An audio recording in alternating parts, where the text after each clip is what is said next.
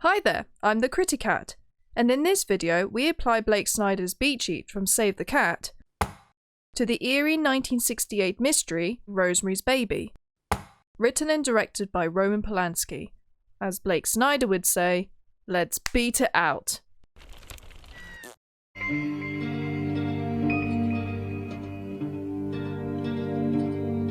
To the accompaniment of a sweet but eerie lullaby performed by Mia Farrow, we pan across the Manhattan skyline, from shiny skyscrapers to older buildings, till we come to settle on the Branford building, where most of the story is set. Our main characters Rosemary, played by Mia Farrow, and Guy, played by John Cassavetes, have come to view an apartment at the building. They're fresh-faced and very much in love. Guy is an actor, eager to make it on Broadway, and Rosemary is a typical 1960s housewife, eager to start a family, once Guy says yes to the idea. The furnished apartment already has a history. Guy worries it might be too expensive, while Rosemary can't help blurting out that she loves it. Guy gives in to Rosemary's pleading, and they move in shortly afterwards. There are several strong themes in this film, but the one that is stated comes 7 minutes into the film. Rosemary's friend Hutch, played by English actor Maurice Evans, discourages the couple from moving into Branford on account of its dark history. So this is a sort of warning: ignore history at your peril. Over dinner, Hutch talks about the unsavory history of the place, cannibalism, brutal murders, and even Satanists performing sacrificial rituals. In '59, a dead infant was found, wrapped in newspaper in the basement. To the Woodhouses, these stories seem so far away as to be fiction, and they seem more entertained than put off. You really roused my appetite. Most horror movies in general have a support character warning the protagonist against spending time in a certain location. The protagonist always ignores the warning, often making fun of it, only to be punished for their hubris later in the story. 13 minutes into the film, a young neighbour called Terry shows Rosemary a necklace given to her by Rosemary's next-door neighbour, Mrs. Castavet, which contains an unusual root. It's supposed to bestow good luck, in spite of its disgusting smell, she tells her. Not long after, Rosemary and Guy return home to find a small crowd and police officers gathered around a spot on the sidewalk. Allegedly, Terry has thrown herself from her bedroom window. While there, the couple run into the Castavets, Minnie and Roman, played by Ruth Gordon and Sidney Blackmer, who seem distressed by the news, although suspiciously quick to accept the assumption that Terry took her own life. The next day, Minnie pays Rosemary a visit, and takes a snoop around her apartment. She invites Rosemary and Guy for dinner, which Rosemary accepts out of the goodness of her heart. All right, you go ahead and count on us. I'll have to check with Guy, though. 23 minutes into the film, an agitated Guy returns home after he loses an acting role to a rival. Rosemary tells him about the Castavet's invitation. Oh, Jesus, we don't have to do that, do we, honey? Rosemary insists on being polite, even though we sense she doesn't much care for Minnie. Guy foreshadows what will happen later in the film when he says, We get friendly with an old couple like that, we'll never get rid of them. They're right across the wall. This is when we first see Rosemary's major flaw. She easily gives in to her husband's demands. Normally we see the protagonist's flaws first thing in the setup, but Rosemary's Baby is quite a long film, at over 2 hours, and a slow setup. Even though Guy and Rosemary's relationship looks like something out of a 60s commercial, Rosemary's vulnerability is manifest in every scene. She's deeply unsure of herself, easily dominated by her husband, and generally feels she must appease any figure of authority. Her own needs are constantly put on hold. Rosemary's efforts to assert herself are further hampered by a strict Catholic upbringing. Not only is she meek and conditioned to feel guilty about her wants and needs, she is prone to behave hysterically when faced with a challenge. In many ways, she is the perfect horror movie victim. Just when we think the decision has been made, Guy quickly gives in to Rosemary's delicate nudge. Hell will go. Rosemary promises that the dinner's a one-off, and that the Castavets won't invade their lives. Boy, how wrong she is. This section sees the Woodhouses getting to know the Castavets, and looks at the costs to a relationship and a person's mental health that can come with rapid social climbing. While Rosemary finds the Castavets' prurience unnerving, Guy becomes an avid fan. Well, the stories are pretty damned interesting, though. I'm gonna go over there again tomorrow night and hear some more. I think I will stay here. Rosemary's solitary bliss is shortly interrupted by Minnie, accompanied by another old neighbour, Laura Louise. God, I hate that woman. Poor Rosemary doesn't have the courage to tell the old women to go away. Are you all right there? You look worn. Oh, no, I'm fine. It's the first day of my period. Which is exactly why you need these two women to piss off.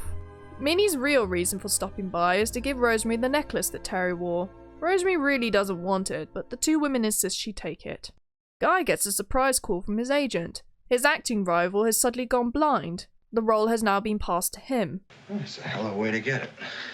Rosemary is happy for him, but feels displaced by his mad ambition. She confides in Hutch about her worries about her relationship, and begins to doubt if Guy will ever want to start a family. Her worries are soon over when Guy surprises his wife with roses and a thumbs up to the baby-making plan. Let's have 3 babies, one at a time, all right? While enjoying a romantic date at home, they're interrupted yet again by Minnie. No, don't let her in. Not tonight. She's come by to drop off some homemade mousse for their dessert. Has an undertaste. A chalky undertaste. Once again, Guy treats her like a child and tells her she should eat it. She obeys him, for a brief time anyway. That same night, Rosemary feels unwell and has to go to bed early. Baby making is on hold again. So it would seem. Rosemary dreams of being by the sea and gliding across the Sistine Chapel. Guy takes off her clothes and carries her to another room. A group of old naked people, including Laura Louise and the Castevets, perform a sinister ritual on her half-conscious body. Then Guy makes love to her, but he transforms into some kind of black crusty birdman. What did Minnie put in that chocolate mousse? You are tripping your balls off. The next morning, Rosemary wakes up with some scratches on her back. Guy passes it off as nothing more than a fun night in bed.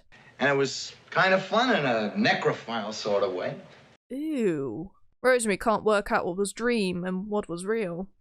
The tension between Guy and Rosemary only escalates. She remarks that Guy doesn't even want to look at her anymore since their lovemaking. When he sweeps away her concerns as trivial imaginings, she can only sulk. But then she has some good news. She finds out that she's pregnant. Let's make this a new beginning, okay?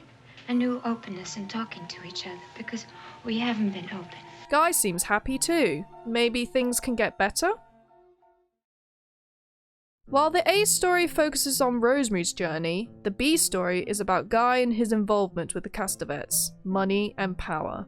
From the moment Guy takes a liking to the Castevets, he becomes more and more controlling of Rosemary. He treats her like a paranoid child, criticizing any changes that she makes for herself. His career is the thing he values most. Rosemary is nothing more than a trophy wife. I watched the 2014 miniseries adaptation of the same name, starring Zoe Saldana, to compare with the original. The original is far superior to this modern mess, but one thing I want to bring up is the difference between the two Guy characters. In the miniseries, Guy is completely taken in by Roman, played by Jason Isaacs, who takes him on as his muse and introduces him to his circle of influential friends. When Roman blackmails him to help him use Rosemary as a baby machine, this 2014 Guy is seen to be very troubled with the ultimatum he's faced with: power or the safety of his wife. Whereas the Guy in Polanski's version barely seems to have a conscience. The moment Guy tells the good news to the Castevets, they sink their claws into Rosemary, controlling every aspect of her pregnancy while pretending to be caring friends. They schedule an appointment for her to see one of their friends, Dr. Saperstein, even though Rosemary is perfectly happy to keep her current doctor, Dr. Hill. The new doctor tells Rosemary not to take vitamins, read pregnancy books, or even talk to anyone outside of the apartment about it. The only medication she needs is a herbal milkshake made every morning by Minnie. When Rosemary starts to get stomach cramps, Dr. Saperstein tells her they're normal pregnancy symptoms, and that they should soon subside. When she becomes weak and pale, Guy pretends not to notice it. The only thing that seems to bother him is her new modern haircut. You want the truth, honey? That's the worst mistake you ever made. Oof, that's harsh. The haircut's not even that bad. The only person who seems to notice something is wrong is Hutch. What's wrong with you? Do I look that bad? Terrible. Ugh, seriously, there's nothing wrong with that haircut. Though Hutch is familiar with Dr. Saperstein, he is confused about the doctor's lack of concern for Rosemary's health. So dominated now by the men looming large in her life, Rosemary says she totally trusts the doctor and is sure that she'll get better soon. She mentions her Tannis root necklace to Hutch, which he's very curious about. Tennis, I must look it up in the encyclopedia. Later that evening, Rosemary gets an urgent call from Hutch asking her to meet him the next day. When Hutch fails to show up, she goes to a payphone to call his household. Hutch's friend Grace tells her that he suddenly fell ill and is now in hospital. Is there anything I can do? Not really. It's strange Rosemary doesn't ask where he's being taken to. But again, she probably feels it's out of her hands. She's just a housewife. As she absorbs the worrying news, she bumps into Chatterbox Minnie, who abandons her Christmas shopping to escort her back to Bramford by taxi. How convenient. The pregnancy continues to be more and more abnormal as Rosemary begins a diet of nearly raw meat, without any seasoning? 75 minutes into the film, Rosemary recovers some sense of independence and defies the bullying men in her life by arranging a house party, inviting all her young friends from the good old days. None of the older neighbours are invited, including the doctor and the Castevets. Guy seems offended on the Castevets' behalf, even suspicious. Wow, a decision his wife is making without his say-so. But for once, Rosemary is adamant. You really think it's such a good idea? I think it's the best idea I've had in months. Minnie, no surprise, is very curious about this party, but Rosemary firmly refuses her offer of help. And when Minnie drops off her daily milkshake, Rosemary throws it down the sink after Minnie leaves. Great, Rosemary is fighting back at last. Rosemary's newfound strength becomes a threat to the villains. They swarm closely around her till she panics and starts to lose control again. The apartment feels fun and lively as Rosemary's party gets underway. This is the first time her friends have heard about her pregnancy, and they're all happy for her. But then, disaster. Rosemary is hit by another round of stomach pains and breaks down in tears in a state of desperation. Her friends rally round and advise her to see Dr. Hill to get a second opinion. Go see anybody besides that nut. After the party, Rosemary tells Guy that she wants to see Dr. Hill and start taking normal vitamins instead of Minnie's milkshakes. Guy is not happy at all. He blames her girlfriends for influencing her. They're my friends. Don't They're a call them bunch of bitches. not very bright bitches who ought to mind their own goddamn business. All they said was get a second opinion. Guy insists that Saperstein is the better doctor, but Rosemary won't listen anymore. What are you talking about? What about what's fair to me? The argument comes to an abrupt end when the stomach pains suddenly vanish. Rosemary can feel the baby kicking and is so giddy with relief, it's as if the argument never happened. Time passes and Rosemary returns to full health. Although I'm confused as to why Minnie's milkshakes, which she resumes drinking, no longer give her stomach pains. It's as if Polanski got bored of this particular plotline. 3 weeks before the baby's due date, Rosemary gets bad news. Hutch has passed away. Rosemary arrives late to the funeral just as everybody is leaving. Am I imagining it, or does that guy look a lot like Richard Gere? Grace hands Rosemary a book about witches that Hutch had wanted to give to her the day they were supposed to meet. Grace hints there is an anagram in it. Alone at home, Rosemary figures out the anagram, which reveals that Roman Castevet's real name is Stephen Mercato. He's the son of a notorious Satanist who lived and performed dark rituals that involved sacrificing a newborn in exchange for immortality. The villain and his wife have been revealed. Rosemary reads up on the Bramford Satanists, and by the time Guy returns from work, she's figured out her part in the Castevets' plans. She relays all her fears to Guy, but surprise, surprise, Guy believes she's getting hysterical as usual. Rosemary wants to leave Bramford immediately, but Guy tells her not to be silly, and confiscates her book. Rosemary talks to Dr. Saperstein about the Castevets. He prescribes her alternative medicine. He informs her that Roman is very ill, and might not have long to live. Surely Rosemary must be wrong about the immortality rituals, if Roman is dying. The Castevets go on a long holiday to live out Roman's final days. Rosemary is relieved to see them go, and for now, she seems willing to believe that she let her imagination run away with her. Guy continues to be obstructive with Rosemary, and admits casually that he threw away Hutch's witch book because it was upsetting her. Furious, Rosemary buys a couple more books on witchcraft from a bookstore. She reads a paragraph about a coven performing rituals to blind, deafen, paralyze, and ultimately kill people.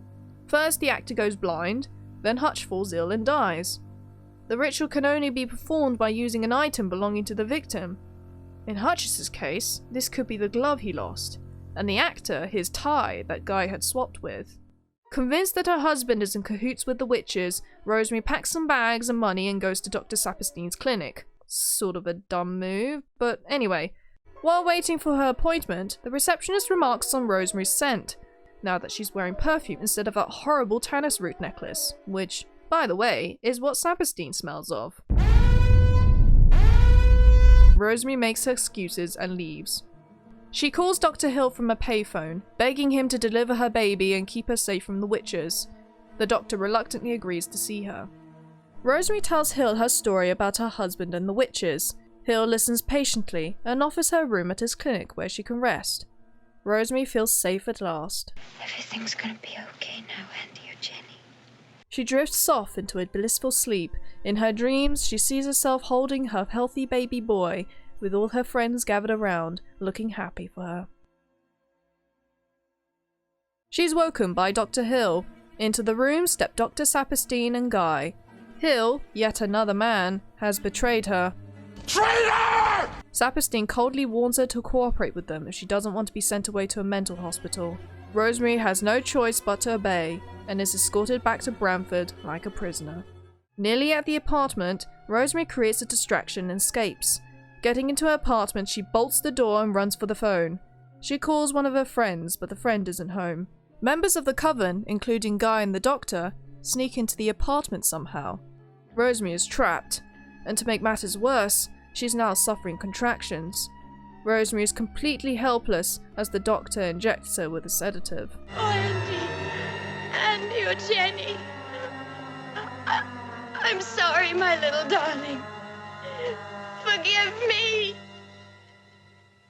When she wakes up, she's told by a seemingly regretful Saperstein that her baby didn't make it. She doesn't believe him. You're lying. It didn't die. You took it. You're lying. Rosemary must figure out a way to escape this nightmare she's in. Guy reassures her that they can try again soon for another baby. With new and bigger roles in the movies, this will all seem like a bad dream. We're going to be in the beautiful hills of Beverly with a pool and a spice garden, the whole schmear. And the kids too, roll. Amazingly, Rosemary isn't sure what to think. She merely asks to see Guy's shoulders. When she sees his body is free of any strange marks, she feels reassured that he's not part of this imagined coven. Rosemary hears a baby's crying through the walls. Hope has been restored, but she continues to play dumb as she waits for an opportunity to explore where the sound is coming from. When no one is around, Rosemary gets up and goes to the closet that's stationed before what seems to be an old exit. Behind the closet, she finds a secret door that leads to the Castavet's apartment. She picks up a long kitchen knife and enters the mysterious corridor that connects the two apartments. She enters the Castavet's living room to find all the Satanists, including Guy and the Castavets, having a party. On the far side of the room, she sees a cot draped in black lace. Is that her baby? No one seems that alarmed to see her standing there with a knife in her hand. Shut up, you old pig! But when she looks in at the baby, she gets the shock of her life. What have you done to it? What have you done to its eyes? We don't see what she just saw until minutes later, when we get an extreme close-up of the animal-like eyes we saw previously in her lovemaking, superimposed over a horrified face. Well, at least the baby doesn't look like this. What the fuck is this? Roman reveals that the baby is not Guy's, but Satan's, and whips up a chant. God is dead! Hail Satan lives! The year is one! Hail! In celebrating this new arrival. Guy skulks in the background, hiding his eyes, while Rosemary goes into a meltdown. Oh, God. Oh, shut up with your old gods, and we'll kill you milk or no milk. That's it! I have had it with you, you old hag! Why don't you do the world a big favor and drop dead? Roman drops the theatrics and whispers in her ear. You don't have to join if you don't want to. Just be a mother to your baby. Will Rosemary choose her faith and her good morals over her newborn son? Guy reassures Rosemary that they can be happy again. We're getting so much in return, Ro. This is what she has to say to that little consolation prize. When Rosemary sees Laura Louise rocking the cot too hard, causing the baby to cry, her motherly instincts kick in. Laura Louise hisses at Rosemary, but Roman intervenes. Go on, sit down with the others. Let Rosemary rock you. That's right. Off you fuck. She has her first interaction with the baby, who responds well to her. The Satanists crowd around her, marveling at her love for this little Satan.